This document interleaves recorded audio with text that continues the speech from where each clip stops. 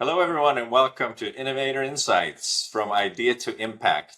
This is the podcast where we interview entrepreneurs about their journey from idea to final product or service that changes the world and has a real impact.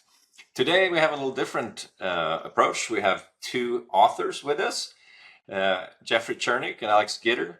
They're the co-authors of High Five Energy, where they cover interviews with 18 different founders and distill it into 33 actionable insights that people can use to build a successful business. So without further ado, welcome to the podcast, Jeffrey and Alex. Thank you. Thanks for having us. Exciting. Yeah, super excited. I've read the book, as I shared before, full of notes. So I have tons of questions.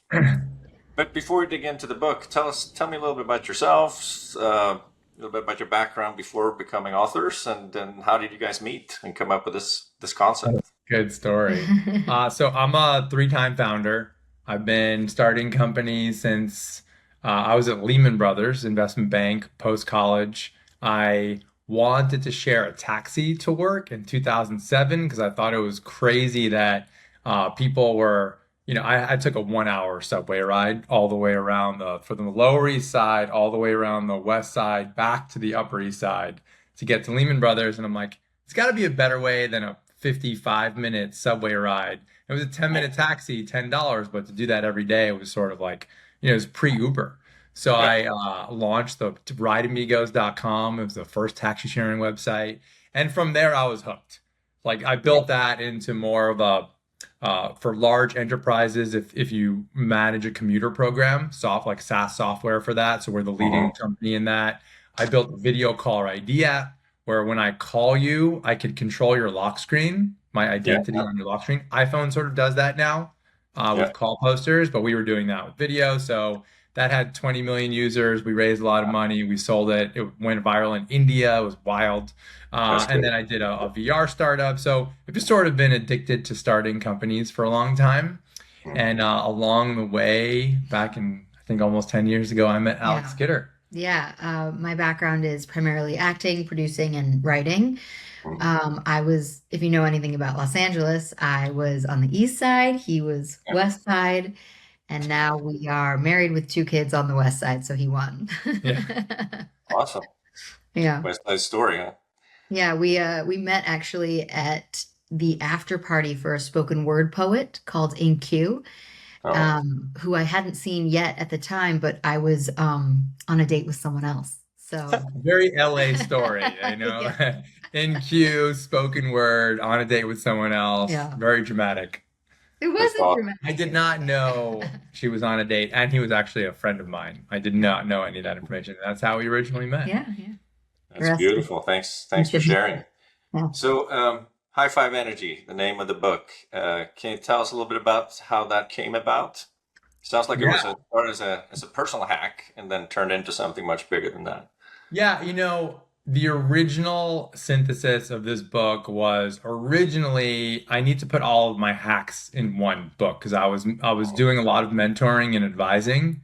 So everything from speaking at an MBA class at Pepperdine all the way to the other spectrum of speaking at a middle school around entrepreneurship in underprivileged areas through a nonprofit called Nifty and everything in between. And I was always sort of being asked the same questions and telling the same stories.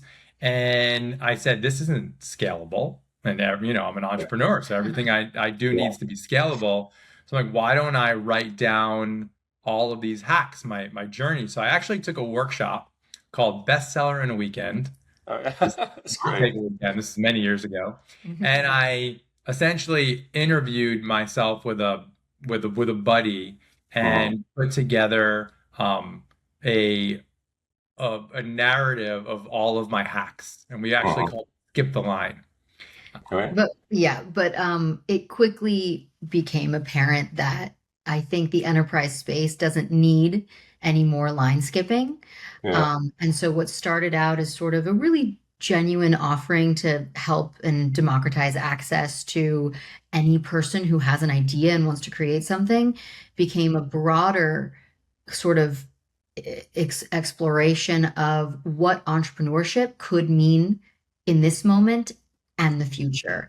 And it's clear, there's nuance in everything, right?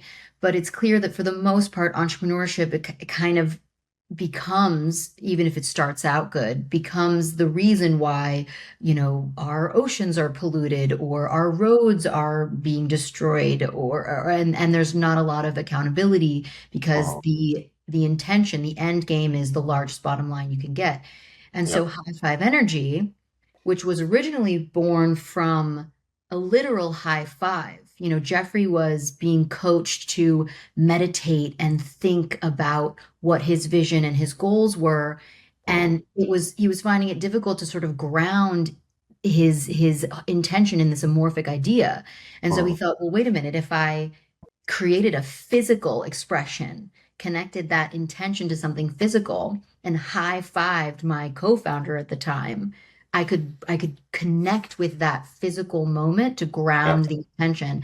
And then from there, as the book kept iterating and growing, that high five energy became much more a philosophy and a new way to pursue entrepreneurship that is much more holistic, and I think has longevity to not only kind of course correct where we are today, but set the stage for what we can create as a community for the future. Amen. And the high five, the way you describe in the book, it's not just the regular high five. It's like a high five. Hold on. It's like, can you show us? It's really, wait, hold on. So you really, when I think high five, it's more this. It's when you're grounding and you're feeling the energy of like what you're envisioning.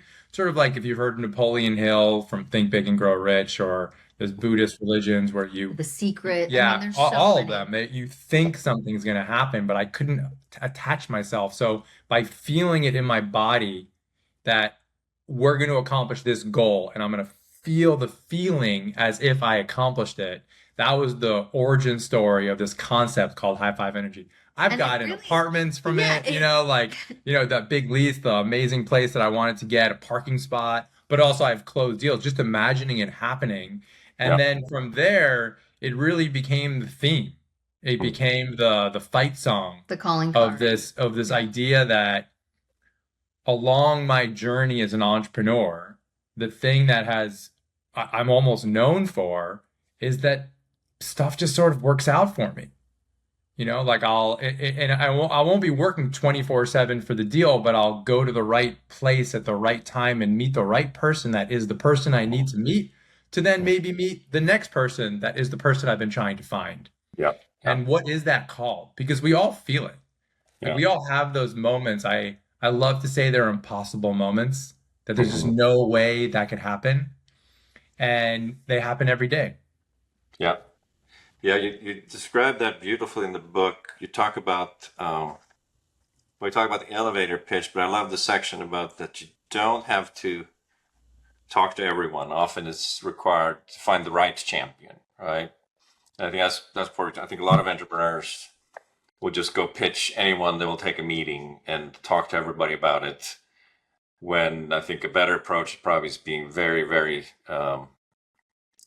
specific about it, and go find the people that really are good for your cause. And like you said, I've experienced it many times myself. You go meet someone, you ask for advice, and then they'll refer to another one, and it might be 3 steps down the chain before you find the person or 5 or 10 before you find the person actually going to help you. I always like to say, especially to founders that are in it right now, that you're always one conversation away from changing your life. Yeah, that's beautiful. So tell me, what were some of the commonalities you saw around that topic when you talked about to all these entrepreneurs? Any advice that you can share with our audience? The general themes are, besides how to fundraise. definitely fundraise, but tenacity. And never giving up. And I think thinking creatively. The moments and the stories that you share in the book, what was so riveting for me was hearing about the ways that you thought differently. And that was, again, the original genesis of the book. Like, there's all these designed kind of ways to do things, and people want to, rinse, repeat, and do it the same way. But inherently, all of us are creative beings. And the way to truly express your vision will be your specific way. And so allowing for that creative problem solving, that creative thinking, that creative way that you know, approach something to come through, that's really, I think, the best advice that the book ultimately pursues in every chapter. Yeah. Yeah. I would probably add, especially the hard stuff. A lot of young first-time founders see the highlight reel. They read the article about the big Yeah. exit and they just assume that it's been, wow, you sold your company for $500 million. That's unbelievable. They don't know about the 15 times they almost ran out of money. They Yeah. don't know about the co-founder legal battle that almost destroyed someone's soul. They don't know about the fact that the founder only has 1% of the company left because they had a down round. They don't know those stories. And I think that was one of the biggest, when we're on stage, especially, we do a lot of talks of these, I did a lot of the interviews I did on stage. And All I right. think that's the thing that a lot of entrepreneurs resonate most is when these legendary epic founders that have built billion-dollar companies get vulnerable and talk about the hard times. And all of a sudden it's like, oh, they're going through the same thing I'm going through. We're all the same. Yeah. Yeah. I see. I think that, and then there's a whole industry out there that's made it their business to make it look easy. You know, the self-proclaimed gurus, they say, "Hey, here's how you sign up for my program, only $5.99 a month, and I'll show you the path to create a multi-billion-dollar business." And like you said, the Inc. magazine and others that are just highlighting these overnight successes that make it look so easy. Yeah. I've started Never. four It's all, different companies, and every single one has almost gone under at least once. And every entrepreneur I talk to, it's the same. At least once they were like, didn't know how they're going to make payroll next month, and had to find a way. I was with a founder yesterday who's going through it. Really unbelievable product, consumer product, makeup machine creates makeup. It's unbelievable. Mhm. And she had it. She had, 2,000 orders on her wait list, and the tariffs came and it almost Mhm. destroyed the company. And she's pivoting. And I'm like, how much time do you have left? She said 3 months. I'm like, oh, 3 months is great. It's not 1 month. It's why I've been here before. Like you're gonna figure it out. And I think Yeah. it's that reminder that we've all been here and we've all been here so many times, and there's always a path forward. Mhm. Yeah, that's great. Yeah, the one quote I underlined in the book was, "The only real ending is the one you accept." There's one of the founders who talked about that, it ain't over till you decide that it's over. yeah. Yeah. Yeah. There's a great story in the book from the founder of Firefly Aerospace. Mhm.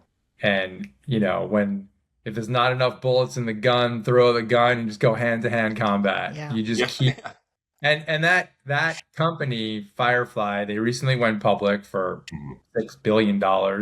At one point in their journey, they ran out of money and there was Mhm. nothing left. They told everyone to go home. It was just the three co-founders going to work. They kept going every day and they went to church and prayed, and they got a voicemail, a random inbound voicemail from a Russian oligarch. Saw the It's great. last, potentially, no one really knows, but they spent their last few pennies on the final engine test Mhm. and did a little bit of a news article on it Because it was successful. because it was a successful engine test. And maybe they don't know how, but maybe, just maybe, that's what this Russian oligarch, and he came in, bought the company out of bankruptcy, and all the original founders, like, it kept going, and yada yada yada, they just went public for 6 billion. I mean, it's unbelievable, that story. The yada yada is probably the most interesting part, Yeah. and But you got to read the book. but you got to read the book. Yeah, absolutely. So we kind of jump to the middle of the journey. Let's go back to the beginning. There's a lot of the entrepreneurs talk about the importance of just do it, or just launch, or get your product live. Can you talk a little bit about the insights that you got from that? Yeah, I think a lot of people sit on ideas for a long time. And it's also a little different today than it was 10, 15 years ago, when a lot of the iconic companies of the founders we talked to, different world, right? Today, with AI and AI development and agents, there are no more excuses. Mhm. You have an idea for a service, a product, anything you could imagine. It is unbelievably easier to build and prototype and test than it was 10, 15 years ago. There is no more excuse. Well, I have, my full-time job. I have my kids. I can't. Just to get something out the door to test, Mhm. it's never been a time more easy than today. Yeah. And I think that's sort of the calling for entrepreneurs and the next wave of graduates coming out of college, because that's really what I think this book is best for, is Yeah. this group where there might not be entry-level jobs Yeah. for. You have to really pave your own way. It seems like the way forward is through entrepreneurship and carving your own path, right? Because Yeah. we're seeing today jobs are disappearing like crazy, being taken over by AI. So again, it comes down to that, focal point of creativity. What do you want in the world? What do you want to see?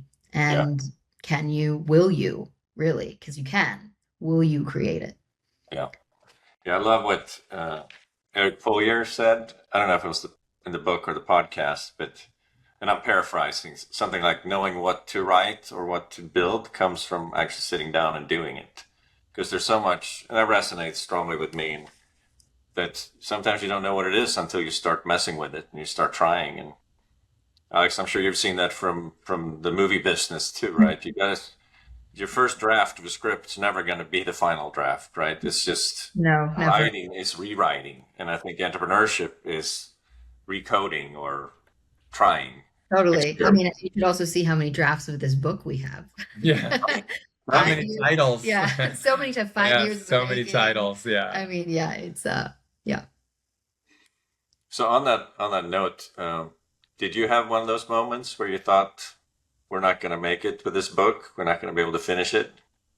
Or was it? It wasn't finish the book. It was, What is the product? what is the product? Yeah. It's the same iteration. That's why it's so funny, because it feels like we just came out of stealth. Yeah. Well, We've been building something, and then yeah. the first version of the product was a book about my A very journeys short book. called Skip the Line, that started off with like how to get in front of a crowd at Coachella. Because That chapter was cut. now, yeah, and with the idea that lines are just the sort of these constructs, and entrepreneurship is all about figuring out the construct and getting ahead, which remains to be true. I do believe that, and the themes are still in the book, but the big aha and challenge was, hey, my stories are cool. I've had an exit, I built some cool stuff, but I have investors and advisors that have built some iconic companies. So Brian Lee, who invested in my company Ving, he founded The Honest Company, LegalZoom, Shoe Dazzle, and now Arena Club. And that was with like Kim Kardashian and Derek Jeter and Robert Shapiro, O.J. Simpson's lawyer, and Jessica Alba. Like those 4 companies, one person. And then Eric Poulier, I know him through the Venice community. He's raised $1.5 billion. So I had access to probably 8 founders that were just iconic. And I said, I should interview them and then put their stories next to mine to really show that it's not just me as sort of a more attainable founder. Like I'm the founder next door. I'm the founder at your co-working space versus someone who took a company public for $4 billion. It illustrates how these themes, right? Because every chapter is grounded in a theme. It shows how they're universal, whether you sold your company for $1 billion or you had your experience, which is, again, wonderful. There's 8 billion people in the world, and not everyone is going to sell their company for $1 billion, but that doesn't mean not everyone shouldn't be pursuing and creating and making things, So I went for it. And with the first founder, I think it was Mike Dubin from Dollar Shave Club. And he was really hard to schedule with. And I started telling stories that all the founders are going to be hard to schedule with, and maybe I shouldn't go for this. And I remember being at my friend's wedding in Miami on the beach, talking to another friend. He's like, dude, you just got to go for it. Like, you will the book will be at another level if you just go for it. And I made the decision on the beach that day. My friend's name is Mark, and I went for it. And then it was, of course, easier than I thought once I got going. And then once I got the first few, then I would just meet somebody and they'd say, "Oh, my advisor is the founder of Priceline. Maybe he'd be open to it." And I would send the founder of Priceline a forwardable intro with the people that I already interviewed. Yeah. And the list was so stacked, I had a 100% yes rate. It's like, "Oh, sure, you're writing a book on what it's like to start a company and founder flow state. Sure, I'll talk with you." So I ended up, founder of Hotel Tonight, TripAdvisor. I was doing a travel company, so all of a sudden I started veering towards like Priceline, Travel. and then beyond. So it was just, and it really it also what that decision helped it go to number one because they were all promoting it. Right? So it was like a culmination of all of it, and their stories are really impactful. Yeah. What were was there one or several interviews that really surprised you that kind of took the book in a different direction or brought an insight that you hadn't expected? Yeah, that's a great question. I think all of the interviews were amazing because, again, they're so different and they helped support, the themes in the book that they supported.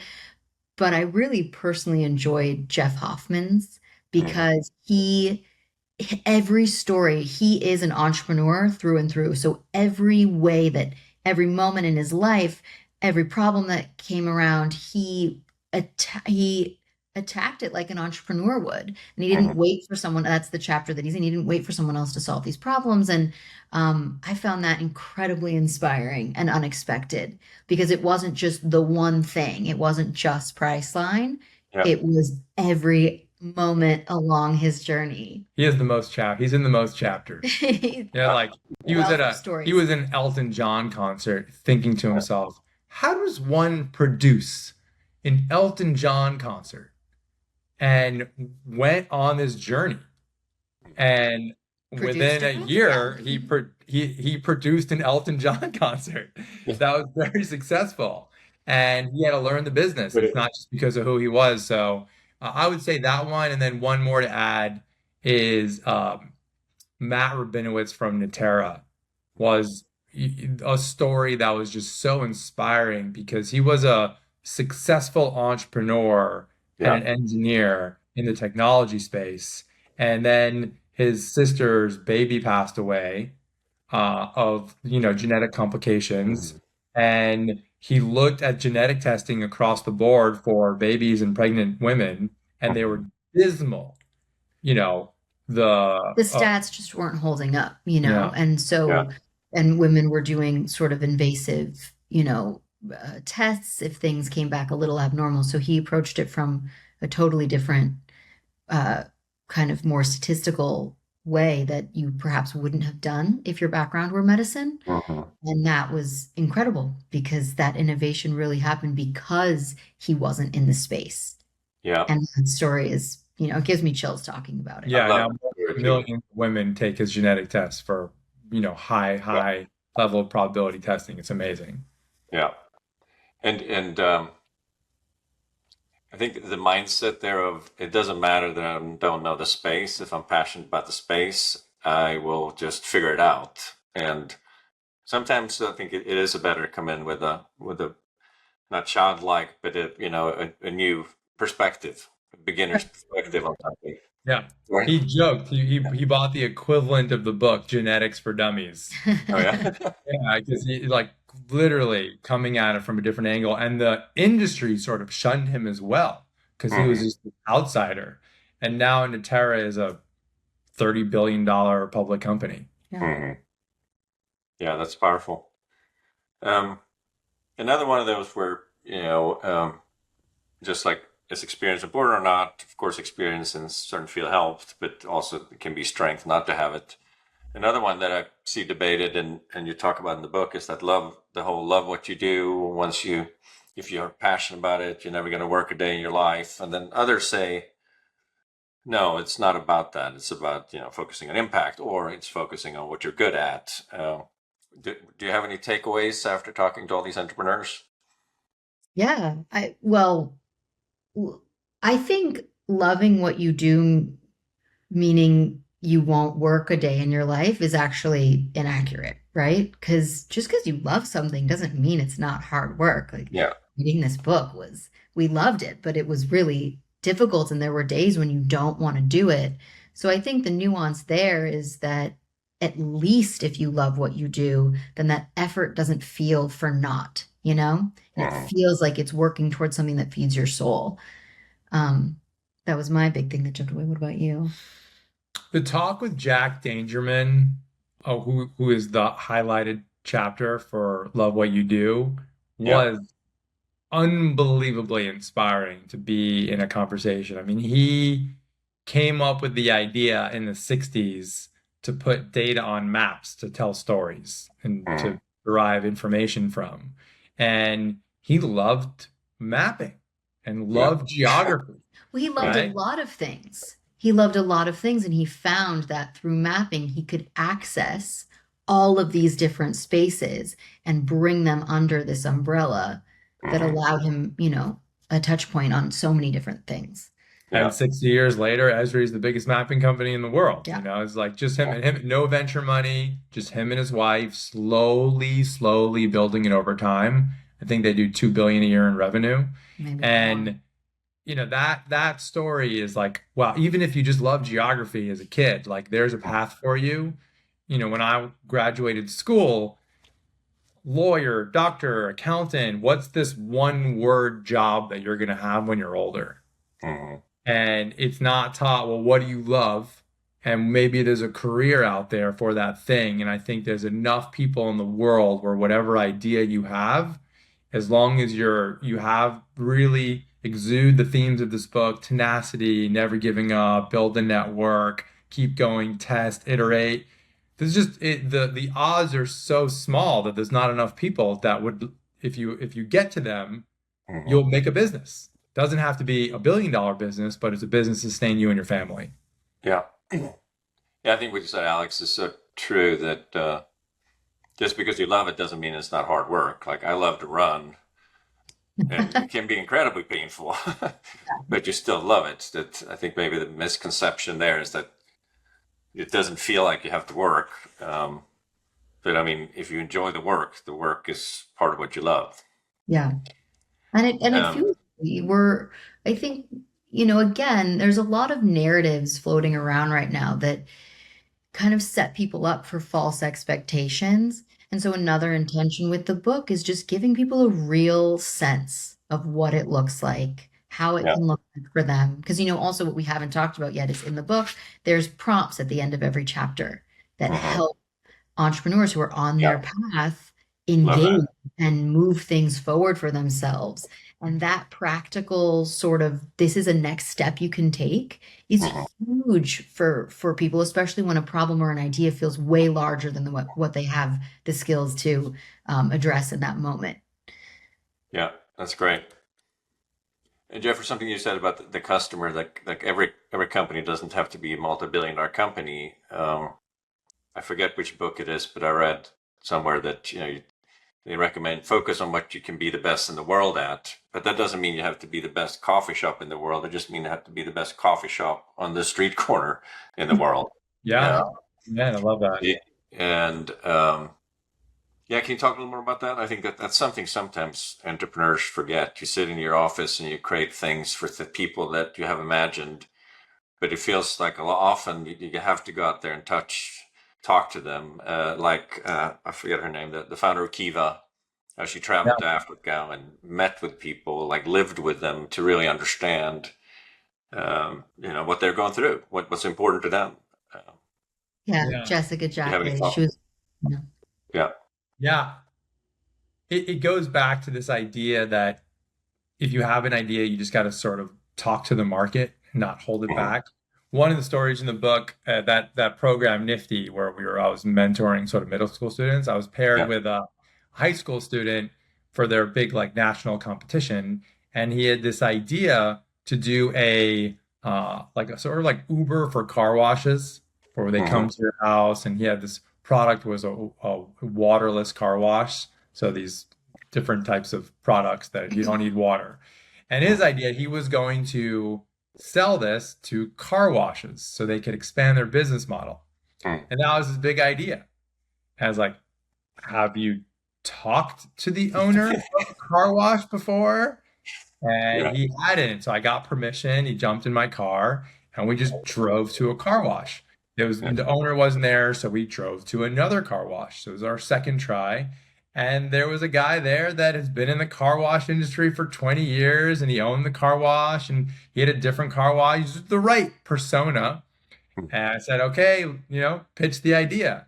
And he pitched the idea, and the guy's like, no. He's like, it's not an industry ripe for it. They're not looking for technological innovations.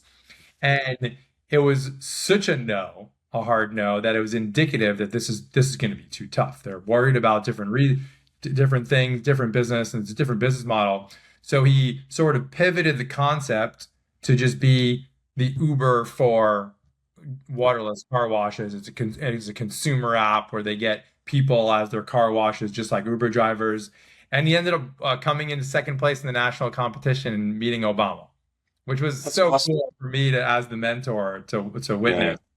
And it all came from talking to your target market and not keeping it a secret and learning. And I think that fun story is sort of the same story that all of those entrepreneurs, like Jessica going to Africa, talking to people, going to San Francisco, talking to potential lenders for the loans, for those micro loans. So you just got to get out there. And if I may, your question actually sparked something different in me. So to zoom out more globally, I think what was so remarkable about her story and now her business, right? Because it does $3 billion a year in microloans, is this idea that, again, the definition of entrepreneurship, or these people who make these really big companies and have these big exits that we hear about in the news. But what she showed in her story is that entrepreneurship is everywhere. She wrote a book where she had met this person who, with the earth beneath their feet, like they were, they had to leave their town because of war, conflict, and things like that, and literally touched the earth beneath their feet and started making bricks. And that person then was responsible for building up this town. He was like, I built that house, and those are my bricks, and these are this and this. And so through basically solving a problem, using that creative force to create something locally, hyper locally, they changed his world and the world of his community. And that is huge, right? And that's the definition we're trying to shift, is that change, that internal experience that might seem small on a greater scale, is actually one of the most large and impactful things you can do for yourself for the 100 years that you're here. Yeah. I think it's called Clay Water Brick, her book. Yeah, it's great. Awesome. Well, we're starting to run out of time here. I could talk to you guys for hours, but why don't we wrap up with what are you excited about here? We're in February 2026. We're excited about for the rest of the year, and then any final advice to our listeners and entrepreneurs in making. Yeah. Well, we were the #1 new release for starting a business, #2 in entrepreneurship, and #2 in business culture, which was really cool because we believe in a great culture.